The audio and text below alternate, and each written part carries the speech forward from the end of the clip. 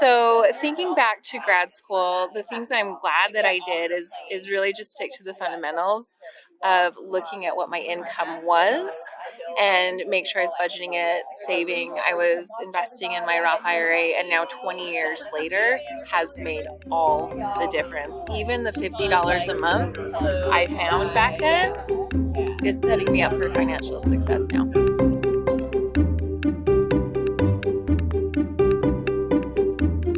Welcome to the Personal Finance for PhDs podcast, a higher education in personal finance. I'm your host, Dr. Emily Roberts, a financial educator specializing in early career PhDs and founder of Personal Finance for PhDs. This podcast is for PhDs and PhDs-to-be who want to explore the hidden curriculum of finances to learn the best practices for money management, career advancement, and advocacy for yourself and others. This is Season 15, Episode 6, and today I'm sharing the micro-interviews I recorded at 2 higher education conferences this past summer. The conference attendees, virtually all of whom work at universities and most of whom have PhDs themselves, responded to this prompt. What piece of financial advice are you glad you followed, or do you wish you had followed as a grad student or postdoc? Listen through the episode for excellent financial strategies that have stood the test of time for these interviewees. The 2 conferences I attended were the Graduate Career Consortium Annual Meeting, or GCC, and the Higher Education Financial Wellness Alliance Summit, or HEFWA Summit. GCC is primarily attended by university staff members working with PhD students and postdocs in career and professional development. The HEFWA Summit is attended by university staff members working in financial wellness and financial aid across undergraduate and graduate populations. These 2 conferences were excellent networking opportunities for me on top of the built-in professional development. However, there are plenty of universities who were not represented at these conferences. Would you please consider recommending my financial education seminars and workshops at your university?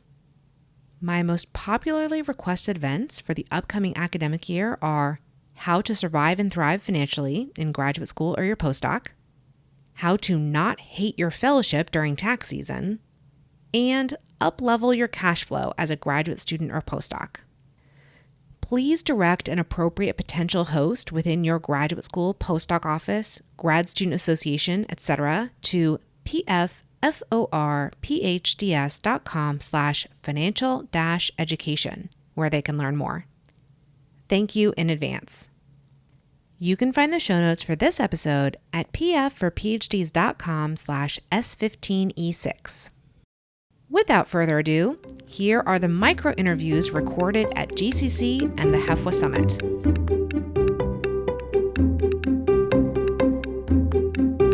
So my name is Kaylee Steen. I work at the University of Michigan Medical School. The piece of advice that I would have, financial advice for postdocs, would be that if you are on a training grant, you need to be aware of the tax implications and the fact that they're not going to withhold your paycheck for tax purposes, and so that will change or make your W-2 non-existent, and that can be really complicated. So make sure that you talk with your training grant administrator about the implications for taxes and any other kind of financial implications. Stevie Eberly, Executive Director and Assistant Dean of Biopsych Careers at Stanford University School of Medicine. During graduate school and postdoc training, I really wish I had understood my value, that as a student I actually had value, and I had the right to say no or to ask for more.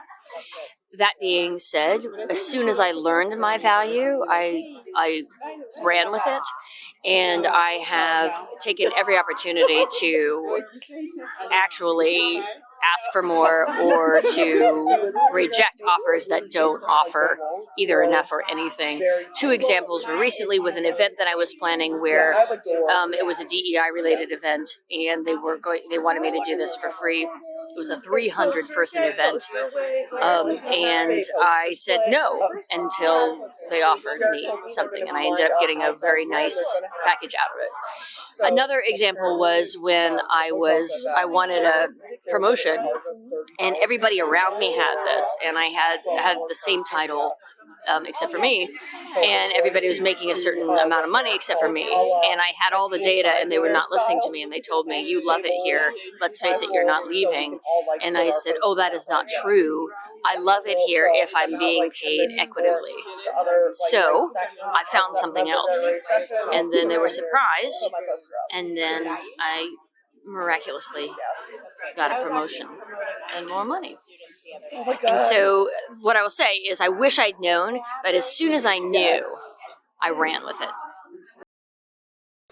My name's Alicia Roy. I work at the Gladstone Institutes in San Francisco, and I received a piece of advice that came from a cohort member's parent telling them to open a Roth IRA immediately, which I had also heard from my parent, but hearing it from multiple places really helped. And the two of us did it together. We sat down with our laptops next to each other, and we're like, how does this work? Where do we go? And I think that really helped actually open that account and actually make that happen for me. And I'm really glad that I did that for now it's actually a pretty long time ago. At the time I was like, is it already too late?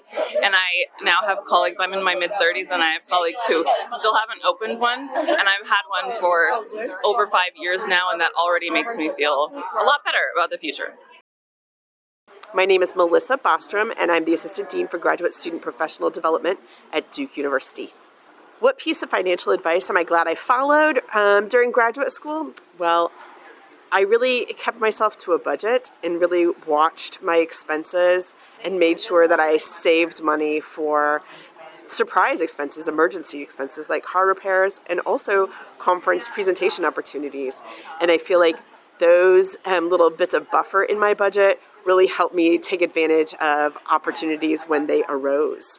Some of them very positive, and others, car repairs, not so positive. So hello, my name is Jasmine Farley. I am a Senior Associate Director at UC San Diego. And the piece of financial advice that I guess I'm glad I followed or wish I would have followed while I was in grad school,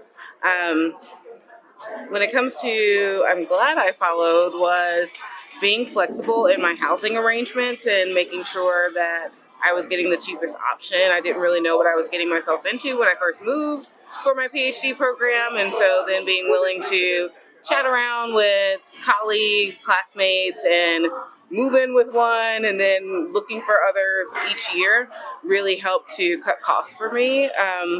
And what I wish I had followed during grad school is to not take out as many loans. I had a full ride. However, I took out loans so that I could live and pay for rent and food and gas. But I wish I would have taken out the bare minimum so that I wouldn't be saddled with all the debt that I have now. One piece of financial advice for graduate school, and actually for life, but that I developed with my spouse when he was doing his PhD, was that be very thoughtful about who you are socializing with, and what kind of approaches to finances they have, what kind of class background do they have, and genuinely try to find people who are spending less money than you, for their socializing, for their life, and hang out with them and get to be friends with them. Use them as models for how to budget and save money, and most of all, not spend money. So stay away from the free spenders or the loose spenders, and stick with the people who spend very little to not at all, especially around socializing. Hi, Emily. My name is Maggie Nedesheim Hoffman. I'm the Associate Director of Career Diversity for the Humanities Without Walls Consortium, which is a Mellon-funded, grant-funded project at space at the University of Illinois Urbana-Champaign, but I am located at Marquette University in Milwaukee, Wisconsin. I think what I wish I had done while I was a grad student was to continue to think about my investments after leaving a career that I had spent about 6 years in before starting graduate school.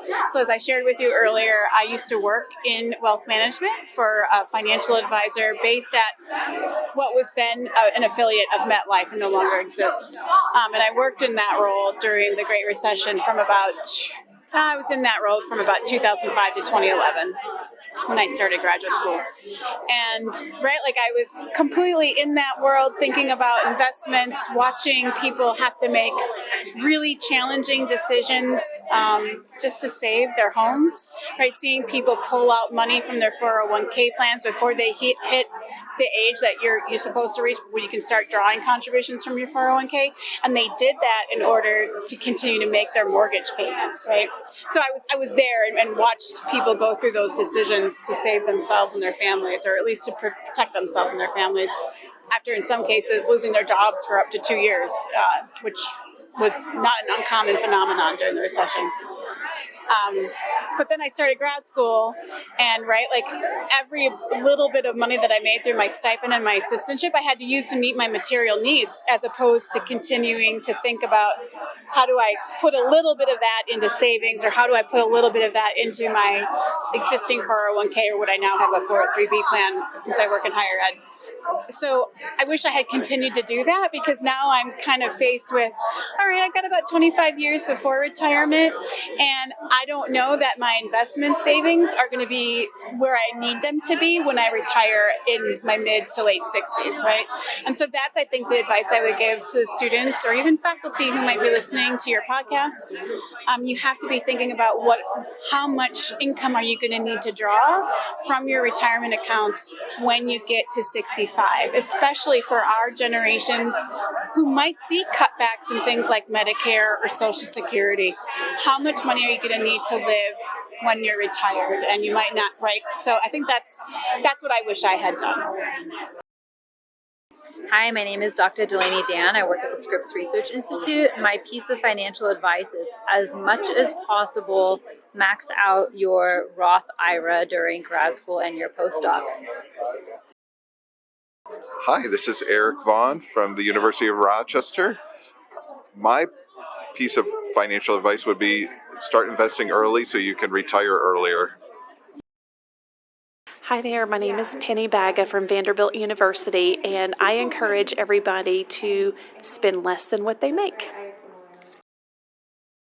So I'm Elizabeth Harrington Lambert from Vanderbilt University, and I think the absolute best piece of advice that I can give you is apply for funding before you need it.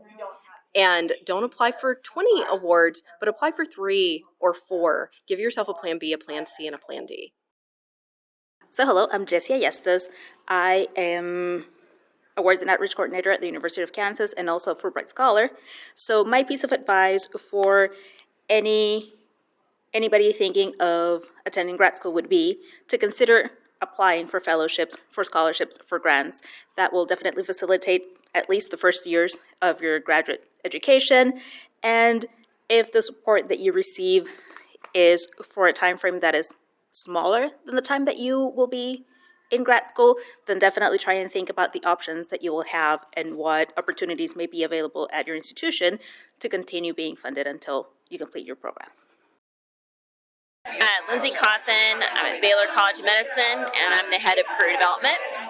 So I think the piece of financial advice that I'm glad I followed was really thinking about exactly how you spend your money each month and being very, very intentional about the way that you spend it and accountable, right? So when I was in grad school, I had my own place and I was able to go on vacation and I was able to manage my money well, and that was because honestly I had parents that taught me how to do so. So I had the proverbial envelope system and everything had a place. I think what I also did was I bought life insurance back in that time. That was really, really good life insurance, and I'm so glad I did that. I did a little bit of investing, and I didn't have any debt coming out of undergrad, so that made a huge difference. And I didn't come out of grad school with any debt either, so that's made a big difference at this point. I'm Colleen Gleason. I am the Assistant Director for Advanced Degree Employer Engagement at the University of Texas at Austin. So when I did my master's program, I didn't really get any funding, and I just thought that was the end of that. But now, having worked with master's students on the other side, I've seen how current master's students have asked, researched, and just pushed to actually to get more funding and to advocate for themselves and to identify additional funding resources. So I wish that someone had told me to be more persistent, because there are funds out there. You just have to put the time and the research into it. I'm Derek Addig. I work in the graduate college at the University of Illinois, Urbana-Champaign. And as a graduate student, I'm really glad that I sought out opportunities to get income, even small amounts of income from a variety of places, because it gave me a lot of skills as well as just consistent, reliable money coming in. My name is Peter Myers. I'm at Washington University in St. Louis. The piece of advice that I'm glad I took as a postdoc is to put everything I can into a Roth IRA. Hi, my name is Kelly Graham, and I am from New York University. One of the best pieces of financial advice that I ever got and that I followed was that to go work at the university that you want to get your degree from, because then you can go for free. Most universities offer tuition remission, so I identified the university I wanted to go to. I got a full-time job, I went to school for free, and I built my resume at the same time.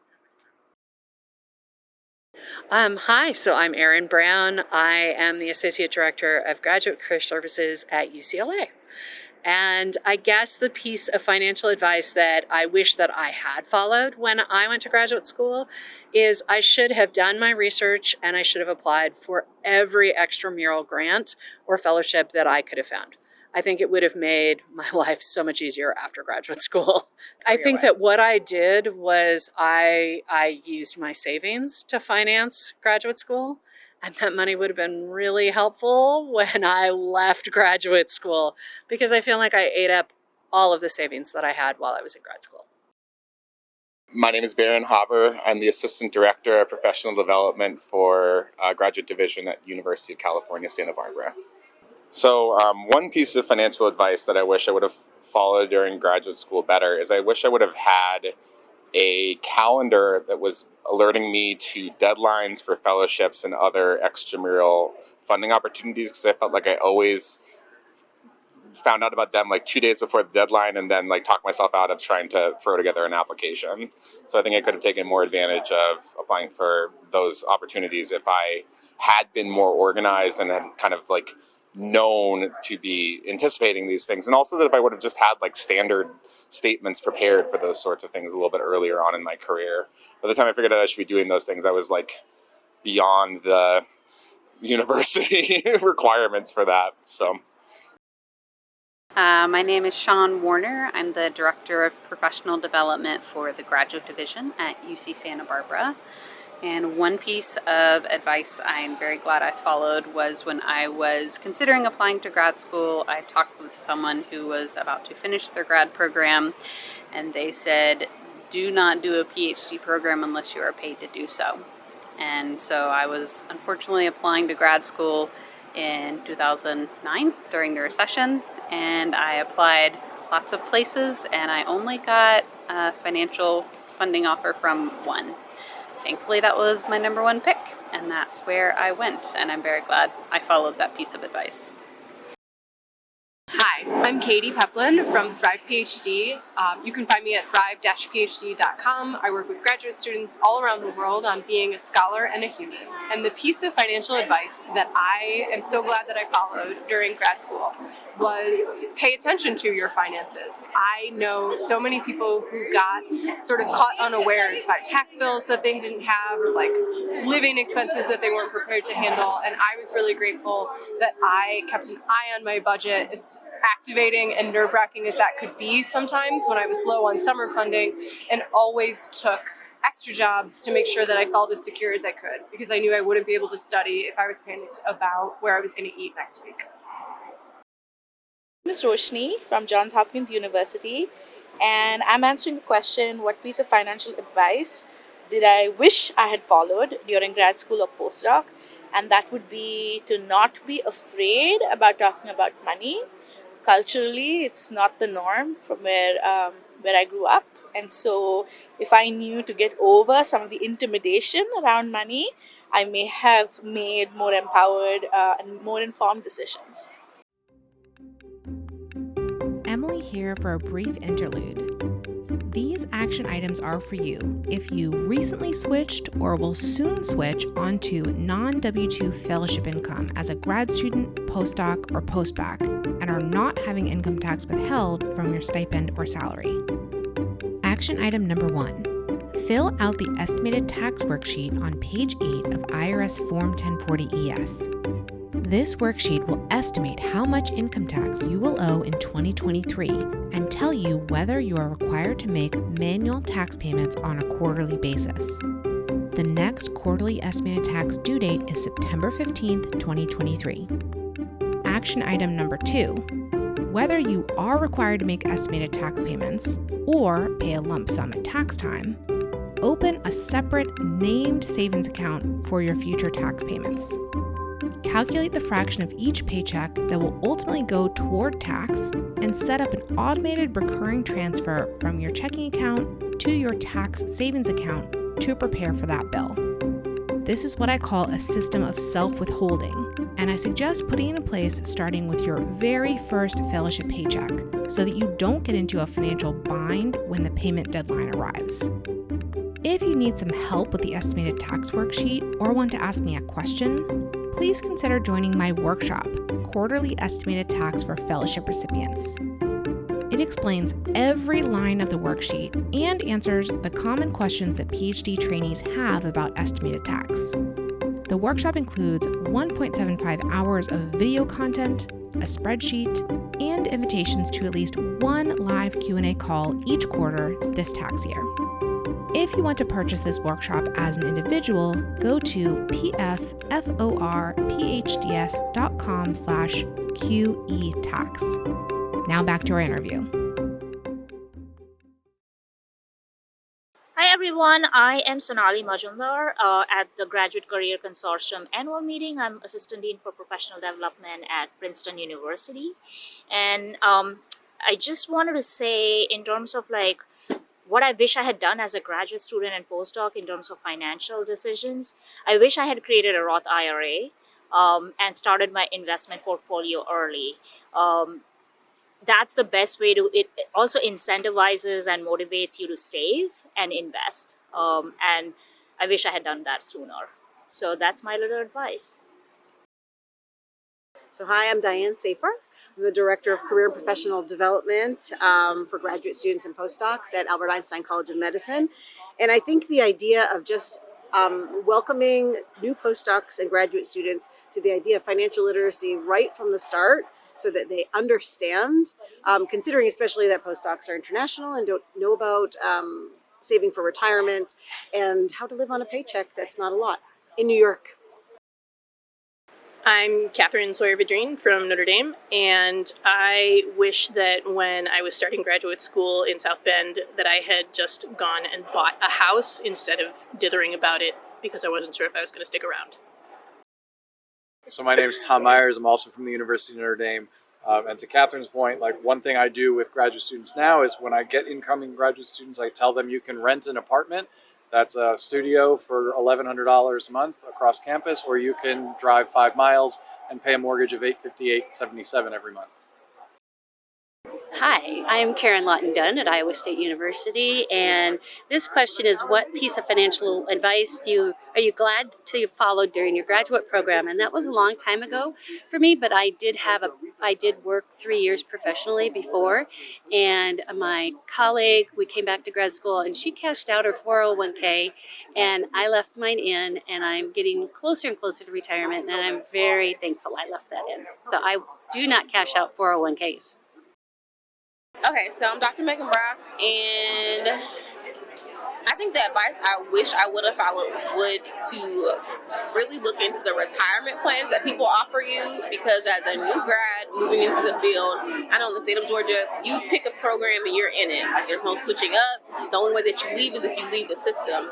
So whereas everybody else has something that they can, if they want to purchase a home, they could pull out their 401k or whatever type of retirement plan. Well, I'm on the teacher retirement system, and then my pension, so to speak, is invested for 10 years. All my friends can go out and purchase a home and have that saved up, because that's like kind of, and of course it's for retirement, but a house is an investment, right? I can't do that. I didn't think about it. I was like, oh, it's easy. Click the button and now you're in. And now there's no way that I can kind of help myself as a first generation, everything. The first person in my family to be able to do this, like I can't leverage that kind of like professional benefit of having a retirement savings account, because I didn't select that option. So yeah, I would say just ask people about their options, the pros and cons. Pause, don't ever feel rushed, because it will seem like you have to fill your paperwork out by a certain deadline, but you can always ask for those types of extensions. You can always ask to meet with whoever the HR officer is. You can always ask for that, more time to get oriented to the position for whatever school system that you're going to be within. So that's my biggest dang, I wish I would have known that, other than living within my means. But the biggest thing is this is a marathon, not a sprint, and we have to be prepared to be the people who can honestly retire at 50 and 60 and enjoy the rest of our life, if we plan accordingly and not just pick something that's the easiest option. So that's my piece of advice. Hi, I'm Christine Krieger. I'm with the training office at NIDDK, and my question is, what piece of financial advice are you glad you followed, or do you wish you had followed during graduate school or as a postdoc? So the advice I wish I had followed was that you are always welcome to follow your dreams. Just open a Roth from the very beginning. So I'm Katie Homar, and my advice is take advantage of small travel grants from student organizations and campus offices to travel to conferences and grow your professional network. Hi, my name is Mabel Perez Oquendo. I am a current administrative postdoctoral fellow at MD Anderson. So one piece of advice that I wish I knew when I was doing my graduate school is to have saving accounts. And this is because unexpected things happens, and also we want to have some personal work-life balance, and we want to travel and we want to take vacations. But if we don't have that saving accounts, how we can accomplish that goal? So I wish that someone told me, hey, you should save part of your salary to go and have fun and travel when you feel overwhelmed. So that is my piece of advice. Hi, my name is Ekmarie Melendez-Fernandez, and I'm a recent PhD grad at West Virginia University. And the one piece of financial advice I wish I had followed was to negotiate your benefits package for your job. There's always room for negotiation, so. My name is Amanda Figueroa. I'm the Senior Director of Student Transitions and Success at the University of Washington, Tacoma. And during graduate school, we got creative with housing arrangements. And so I shared a one-bedroom condo with a roommate who was doing lab work. And so we had a hoteling bedroom almost in the living room. And that was one way that we were able to afford the cost of living in Seattle. My name is Mallory Smith. I'm the Financial Wellness Program Coordinator at Mississippi State University. And one piece of financial advice that I'm glad I followed as a grad student was that I sought out employment with my school that I wanted to attend first. And because of that, I got free classes, 2 free classes this semester. And I was able to get my MBA that way. And now I'm about to get my PhD in the same way for free. So all I'm paying for is textbooks, and I know where to find that cheap. Hey, I'm Helen Colby. I'm an assistant professor of marketing at Indiana University's Kelley School of Business, and I am the chair of the HEFLA Research Committee. And the piece of financial advice that I didn't get in grad school that I wish I had gotten was to plan for that post-graduation move, because I was in grad school in New Jersey and I got a postdoc in Los Angeles. And I realized about 3 months before I actually started that job that I was going to have to pay to move all my stuff across the country and put a down payment and pay first month's rent and live for a month, because I got paid monthly as a postdoc, but I didn't get my first paycheck until I had been working for a month. And I was already a little strapped because I was in grad school and my husband was in law school and we didn't have any money. And then to move, that was very complicated. So we worked it out by being broke and side hustles and the one credit card we had that had a like $1,000 limit on it. But if I had thought about having to move as opposed to just this is great, I'm going to have a better job that pays more, not a lot more, but more, I would have planned for that better, and at the very least spread my side hustling across more months. Hi, my name is Matt Hertenstein, college professor at DePaul University, received my PhD at UC Berkeley in 2002. The piece of advice that I wish I had followed in graduate school would be, even then I had a little bit to save, and I wish I had done a little bit better job at putting that away into a retirement account and started the snowball then rather than waiting a little bit.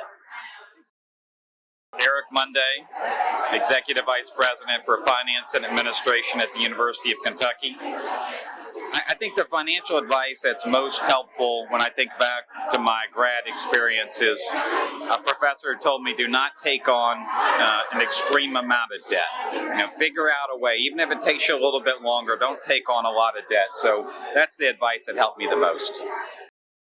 Hi, I'm Dr. Byron Kerr with Financial Aid and Scholarships at Texas State University, and I received my PhD from Florida State University in Tallahassee.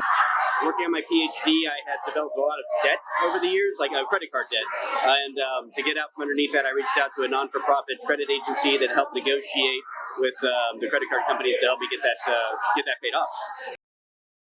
My name is Anna Schufelt. I work at Duke University overseeing the educational programming and outreach for the Office of Student Loans and Personal Finance.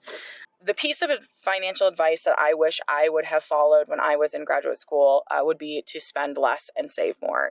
It sounds pretty simple take to managing money, but I really wish I would have built up that financial foundation, because once I increased my knowledge of other things I could be doing with my money, I would have been in a position to just act. And I sort of had to continue with that foundation of, nope, I have to save first because I didn't do a good enough job when I was in my master's program.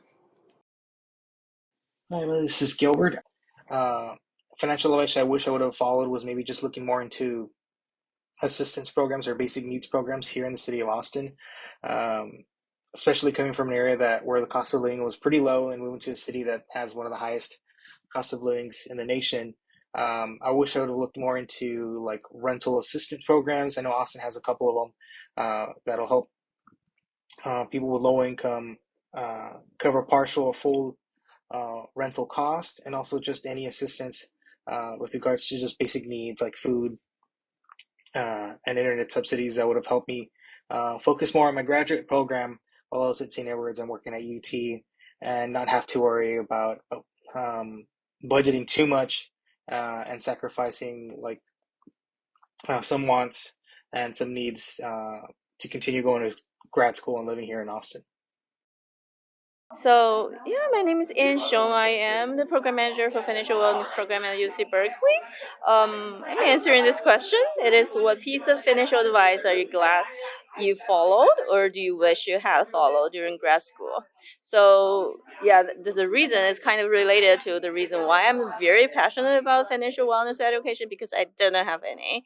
So I wish I have someone that taught me more about money management, so I can start to pay more attention to manage my finances when I was in college and grad school. I just felt like if I had someone provide me with more guidance, I probably will end up with less debt and more resources.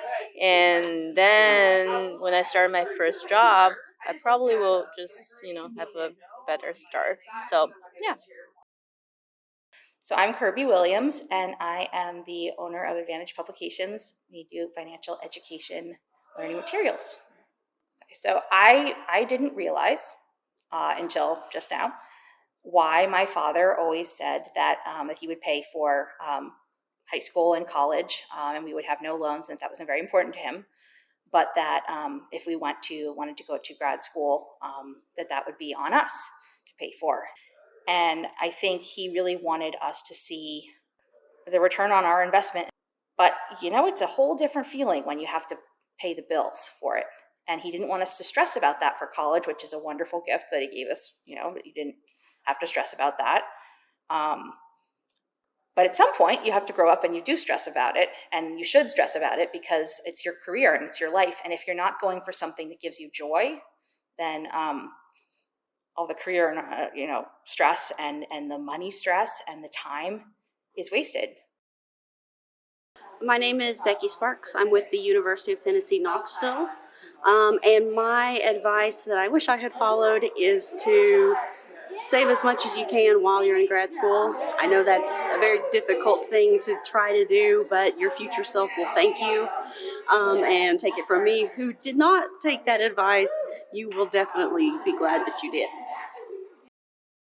Yeah, so my name is Robert. I had a lot of helpful advice from people in my department and also people at the university who were able to direct me to different ways to apply for different fellowships and other kinds of opportunities to help me pursue my research in ways that I didn't really know were there. So that was looking beyond the department, looking for other opportunities for external scholarships, external fellowships, and then finding those to finally get me to complete my research in the end with that funding.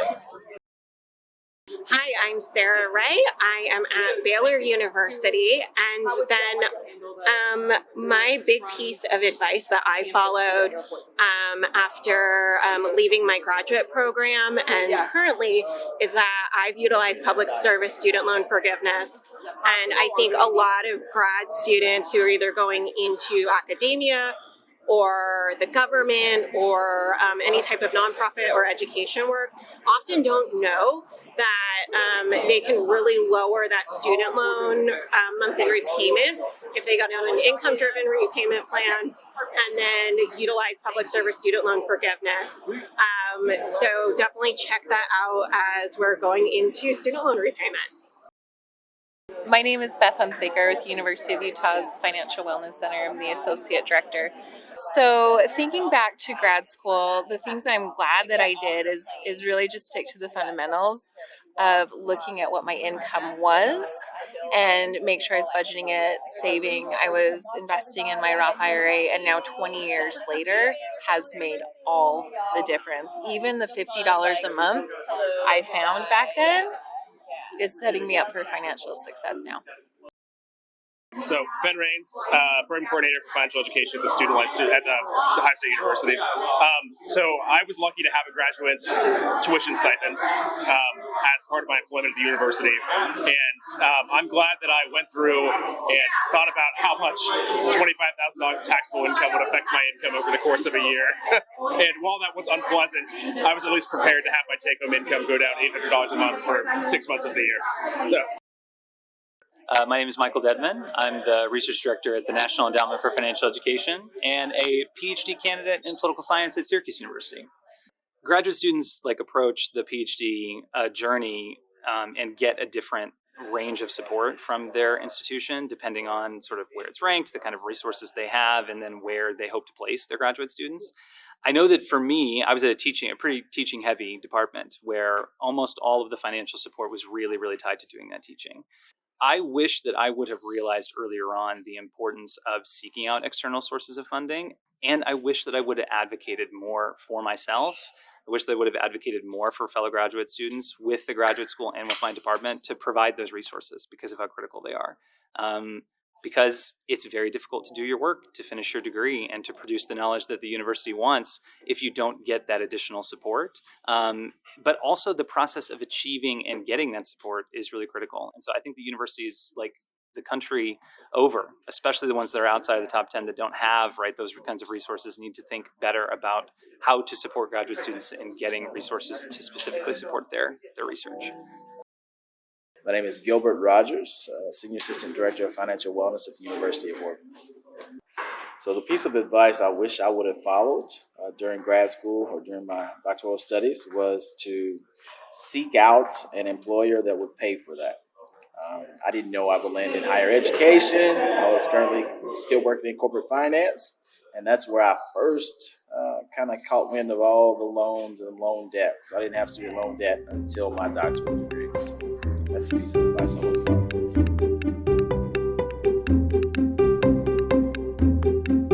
Listeners, thank you for joining me for this episode. I have a gift for you. You know that final question I ask of all my guests regarding their best financial advice? I have collected short summaries of all the answers ever given on the podcast into a document that is updated with each new episode release. You can gain access to it by registering for my mailing list at pfforphds.com/advice. Would you like to access transcripts or videos of each episode? I link the show notes for each episode from pfforphds.com/podcast. See you in the next episode, and remember, you don't have to have a PhD to succeed with personal finance, but it helps.